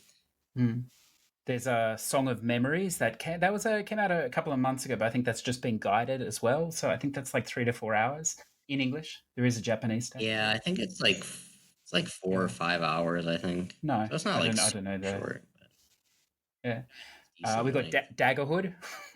Have you played this yet? Ugh. 12%er. The 12%. Yeah. See, it's that. I mean, this will be a topic for another time, but that's what I'm talking about when you only got to play 12% of a game nowadays to get a plat. Yeah. It's good. I mean, it's like 10 minutes, 15 minutes, whatever. Sure. 4 stacks at this point, 2 more. Croc's World Run. No. Did you play the other one? Was it called Croc's World 1 or was it called something else? I think it was the exact same title. It's a crock of shit. I don't know. It's called something. Croc something. This second one, the first one was fine, but this second one is just it's tougher. Definitely tougher. Oh, you've played this? One. I played it last night, and so the trophies are a mess. If you look at it, you get gold trophies for finishing the first and second world, and then you get 2 bronze trophies, I think it is, for the third and fourth world. So, I don't know. They just do whatever you want. I think they don't care. And there's like 15 levels in each world or something. So finish the first level gold. So is this one of those games you played? You got the 3 gold trophies, and you're like, I'm done. I'm not playing it again. I got up to level 8, and it's cheap as well. Like it's like the controls are not good, and it's just. Yeah, I mean, I think it might be a game you even need to, once you see the path through the level, most of the levels are fine, but there's some underwater levels and the movement is so slow and there's fish that hit you and it's just garbage. So, Recent forum posts, disappointed and bad 1 to 2 hour game. That's what I'm seeing right now. I mean, it's a great trophy farming game for as you say, for the 3 trophies. And I mean, if you're trying to climb the boards, every trophy counts. Hakum, yay. So, just do it. But do it. It'll take you 3 minutes, but don't do the whole thing unless you're a masochist because that's silly. Meow Motors, I mean, give that a shout out. That's not trophy trash. Don't let. Well, trash, sir. No, I think it's trash. Glass Masquerade. Have you played this yet? Glass Masquerade. You don't know this? I don't. It's good. Another one that flew under the radar. This was one that this happens quite a bit now. They release the game, but the list doesn't get synced for like a week or 2 afterwards. And I think it must kill them because they're trophy hunter games and trophy hunters don't see the list. So they probably don't buy it because they don't know, whether it's a Plat or 100% or what the deal is. That could be why I don't see it right now. Yeah, it's. I mean, I think there is a guide, but you don't need one. It's a puzzler, like a jigsaw puzzle, but the pieces they lock into place when you get them roughly in the right spot, so it's easier. You don't have to rotate the pieces. I think there's 25 puzzles. I mean, if you're good at that, you could easily do it in 3 hours. If you're not, like maybe 5. But it's quite nice. Yeah, it's good. Oh, I would recommend there's a Minesweeper game. I love Minesweeper. There's stacks too. Yeah, 62%. Got to be easy. Yeah, Minesweeper genius. I want to play that at some point. I'm sure it's probably pretty easy. I remember looking at the list like a week ago. Yeah. It's interesting. Like, I mean, we'll have to definitely talk about this at some point because this is what fascinates me is going through the list before they sort of come out or even, before you decide to buy them because sometimes it's hard to get information on these games. And so someone has to buy it and just trying to figure out from the list whether it will be easy or not is actually quite, I don't know. I quite enjoy that. Maybe that's a sickness. It's actually quite random if you think it, because sometimes they'll just say beat the game, but that could be. You ever hear of a game called Attacking Zagata? I think all the are beat level 1, beat level 2, beat level 3, beat level 4, and it's like no one has finished it. Yeah. No, I don't know, but I do find that. I mean, especially with these early release games, so someone gets it like 3 weeks before, and they plat it in 3 days, but then it comes out into general release and someone does it in an hour. Like you just never know, I suppose. But it's a fun gamble to take. What about this Miniwood VR? Are you will you be playing some Miniwood? I'm not a huge VR fan, so I actually can't really stay in a VR for very long. So maybe that's part of it. The trophies will look good in this game, so I think it could be hard. Who knows? Well, if the controls don't work, have you ever played that Thug Life VR? That game is complete garbage. I struggled. The controls are so bad. Here you go. So for Miniwood VR, the Plat name is I Was Here. So that's fantastic. That's a must buy. I like it. I'll probably never be able to get the Plat, but I like the name of it. And I can't really see anything else. I mean, what we had access denied. That's already been. Peasant Night. I'm calling it now. It's going to be easy. Peasant Night. Yeah, well, I'll write that down because I have a feeling it's not going to be. Really? I made a note of that. It's made by Rat, which... Oh, is it? I didn't know that. It gives it a good chance initially of being easy. All you got to do is beat reach level 47, reach unice level, kill unorc, defeat the skeleton. Well, maybe the skeleton is the one skeleton is on level 105, but I doubt it. Die in a pit, die in a saw, activate a flame pit, use a green, red, yellow, and orange portal. See, I didn't know it was by that rat people. That was probabably a bad bet to make. But anyway, well, I'll stick by it. We'll see. Maybe they'll make a high. Wait, what are we betting? No, just nothing. Just I just thought it was going to be. No, don't panic. All the cats in the world, they're on the line. That's mean. I better win. There must be. We'll have to have it another time. But there must be a fascinating story why someone that likes cats so much has a dog as an avatar. Oh well. Let's save that for another time. That's fascinating to me. All right. And this other one, this I Am Me game. I know that there's some people that are banking on this being easy as well. There will be multiple stacks.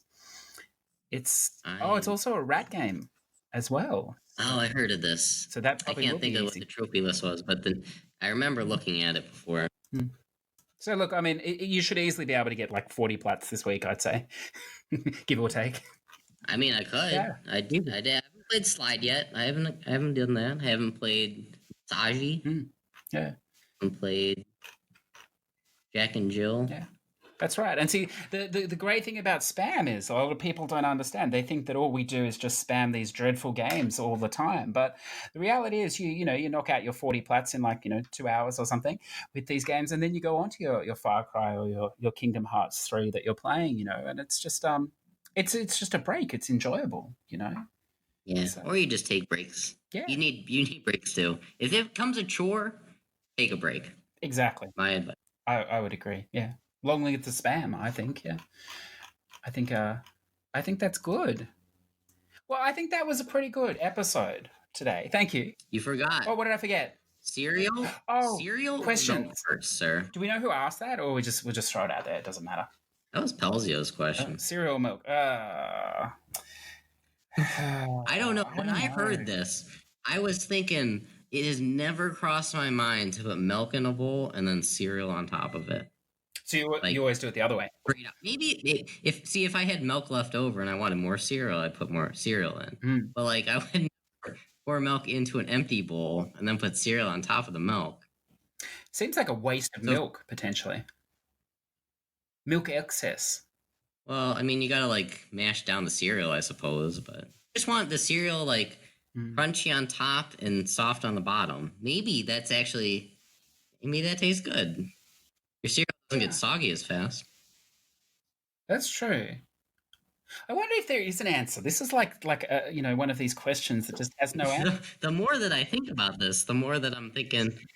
I mean, this is like a meaning of life question. You'll get to your end of your life and they'll say, you did this. But what did you do? Cereal or milk? And you'll be like, I never tried that. Rats. I missed my.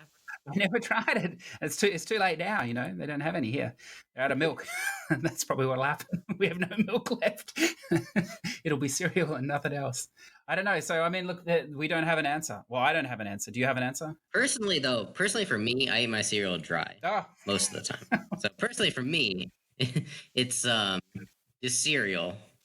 Hold the. What's the point in asking you? You're like a milk atheist. There's no point asking you this question. I mean, I eat ice cream. How can you? It has milk in it, right? Well, are you putting cereal on the ice cream?